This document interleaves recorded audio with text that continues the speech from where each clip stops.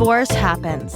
In fact, it happens to almost 50% of first marriages. So let's talk about it. Welcome to Divorce Happens, a podcast to educate, inspire, support, and yes, make you laugh through divorce and beyond so that you can start fresh on the next phase of your journey. Remember, divorce happens, and then we start fresh. You get divorced. You get divorced. Getting divorced? I'm getting a divorce. You're getting a divorce. Because she's getting a divorce. So what if I get divorced?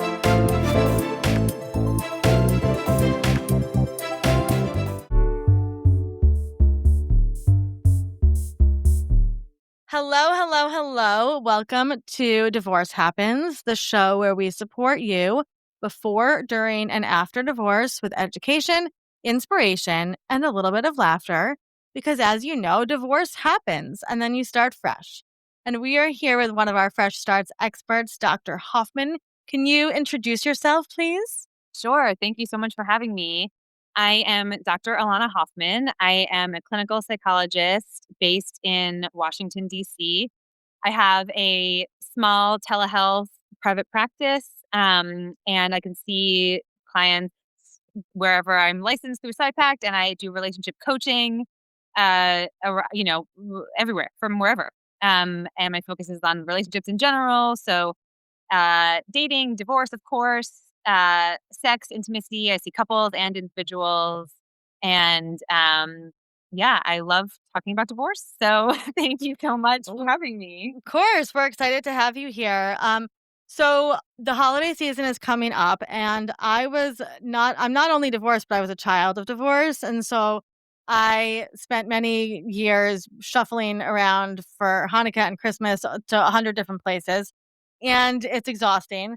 So I wanted to ask you, as a parent now on the other side of this, what are some strategies that we can take with us into whether it is the holiday season, New Year's, Valentine's Day, about navigating these kind of like chaotic, exhausting holidays as co-parents? Yeah, it's such an important topic. The holidays bring up so much.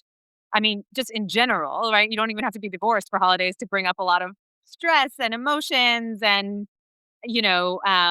childhood trauma and all that. But Yep. especially if you are divorced or if you are a kid of divorce, it can be really hard to navigate the holidays, especially if it's your first holiday season being divorced, or your 10th, like it can still be hard no matter what, or your 20th.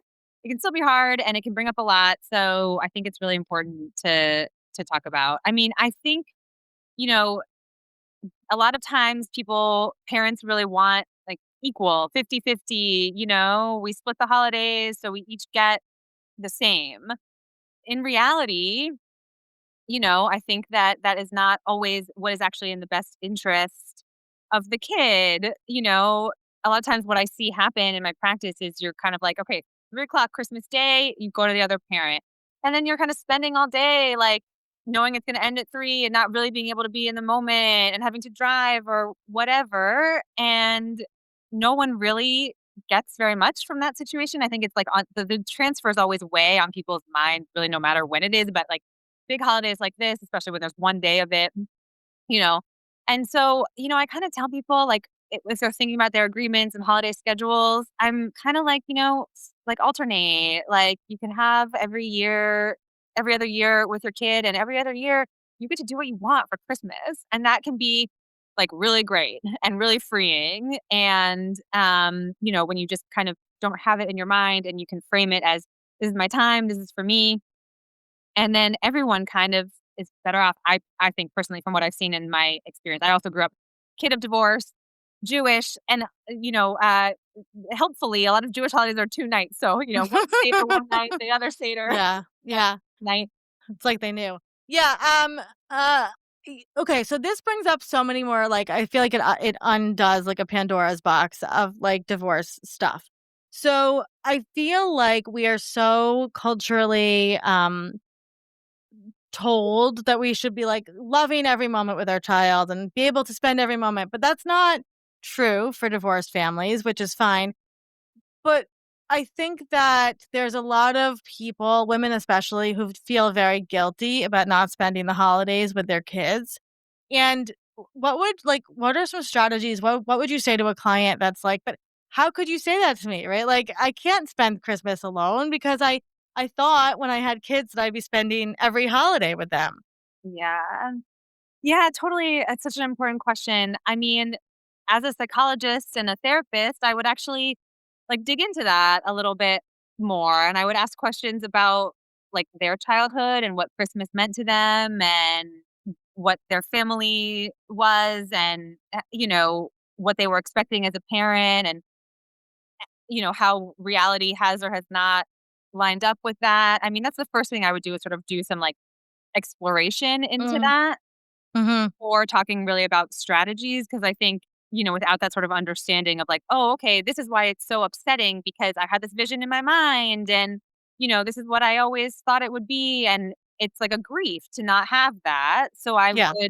I would talk about that too. Like it's okay to feel that. It's okay to feel how you feel. It's an expectation that you had that doesn't meet reality. I would also talk about how, like, what married holidays were like, and, I mean, it's sort of like this, Instagram matching PJs thing. It's not even like that for married. I mean, it's not, it's just stressful. No. Yeah. And so, I would talk about that, and then I would talk about like actually, like feel the feelings, like how can you feel your feelings, and what can you do to take care of yourself during this time, and it's okay that all these things exist at one time. You can miss your kids and you can enjoy some solo time, like what can you do for yourself? Are there friends that you can call and connect with? Do you want to exercise, do some house projects, like get your nails done, whatever it is. And you can do all those while missing your kids and while feeling Mm, guilty, mhm. Yeah. and like just all those at the same time, I think. Yeah, and I think, like, giving people permission to celebrate whatever they wanna celebrate on another day is totally fine. Yes. I talked about that. I wrote about that in my book Yep. also, which I'll talk about in a minute. But Mhm. yeah, like who says it has to be? I mean, especially as a Jew, also there's 7 million holidays. So like, Yeah.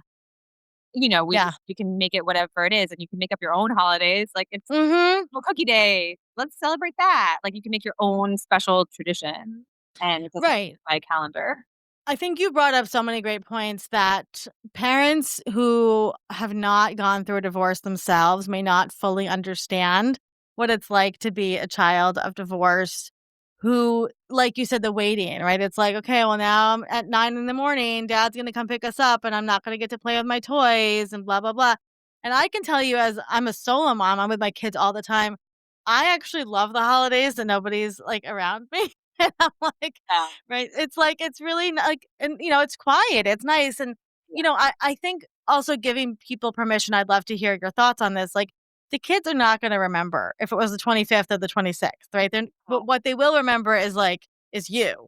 A feeling, like, they'll remember Right. a feeling, right, they'll remember, like they won't even remember, like, "Oh, this is the gift I got on Christmas when I was 7," like, they're definitely obviously not gonna remember that, but, yeah, they'll remember connection Yeah. and loving warmth, and yes, that can happen 365 days a year, and Right. so a lot of Right. people do make their own days, like, do it on a different day and have their own traditions, and those can be even really, really meaningful, even more meaningful because it's like you really make an effort Right. that. And your energy is there, right? Yeah. Like, you're able so what would you say I know, like, this is a bigger topic, but if you have a co-parent and you're trying to figure out the holidays, what do you recommend in terms of, like, navigating communication or strategies just for figuring some of that harder stuff out? Yeah, I mean, I think, if you have a parenting agreement, like, that's the guide, but also, I talked a little bit about this recently about how like it's actually really important to be pretty accommodating and flexible, I think, as a co-parent in general, especially around the holidays, because there's also more communication, more you're out of the routine, like kids are out of school and so they have like, whatever they have going on. So you have to maybe hand off like from houses versus like at school. I know that's my situation. Mhm. Um and just different things come up and like the schedule changes. So there's more Right. opportunities for connection, which means more opportunities for conflict, but I honestly, like, advise if someone asks you to do something, to switch a time or, wanna talk about a Christmas gift or whatever, like, yeah, sure, I can totally do that, no problem. Like, just be, like, agreeable and friendly, and obviously, this is, like, in many ways easier said than done, but, like, it's like treat your co-parent like you would treat a really respected colleague or a boss. That's what I always say too, Elana. Yeah. Yeah, and I think that, and I totally get this, and I'm sure you do too. Like, it makes us feel like weak, right? If we're gonna like say like if we're gonna agree, if we're gonna give in like that. But it doesn't. It's actually the opposite, It's right? a myth. Yeah, it's such a myth, right? Like Yeah, to take advantage of. You don't want to, it's like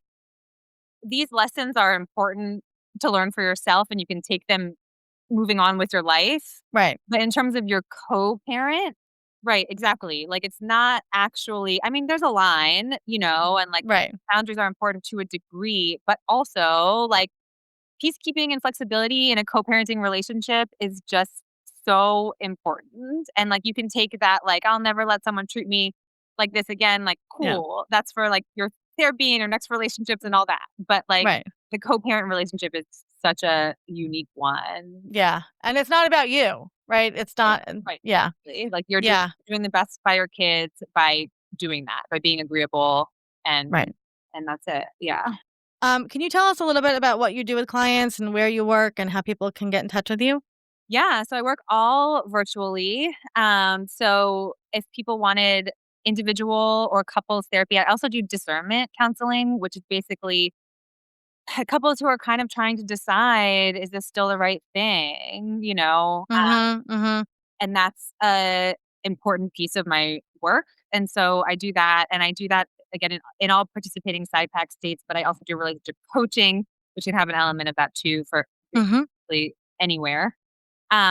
And you can get in touch with me through dralanahoffman.com, although I'm currently updating my website in the middle of it. So That's okay. you'll get to a button that is still able to get in touch with me, Yep. or my Instagram at dr.alanahoffman.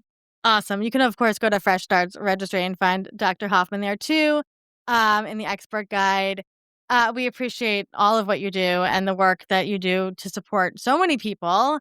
And, I think so much of this really just is about giving permission and that, a holiday is not going to be the other 364 days of the year.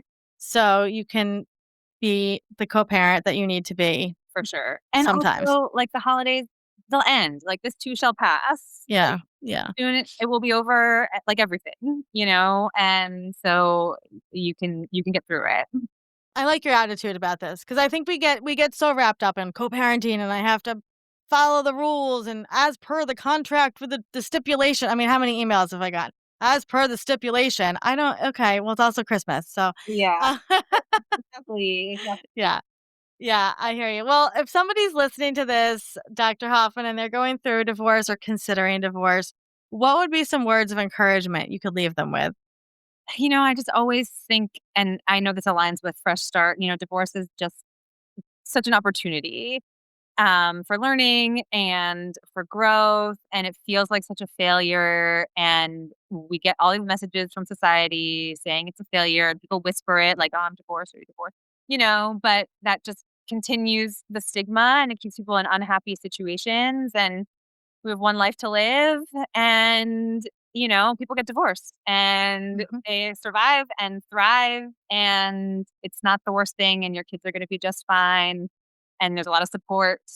Yeah, it's an opportunity. And so I hope that people start to see it that way. It takes some time, I think, for that actually to happen. But I very strongly believe that. So yeah. I love that. I agree fully. Thank you so much for being here. And I know that this episode is going to help a lot of people this holiday season. We'll definitely have you back to talk about more divorce stuff soon. Thanks, Dr. Hoffman. So much.